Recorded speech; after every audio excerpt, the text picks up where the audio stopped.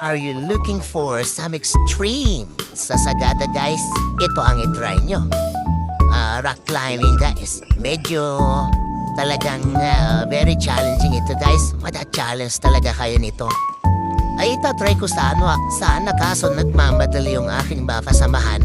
Ayun, antay ko na lang si Koyang na mag-start dito sa rock climbing niya, guys.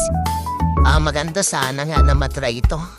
Yun nga lang, kailangan kong physically fit to do this, diba, guys? Medyo mahirap talaga siya, guys. Tinitignan ko, mabigat.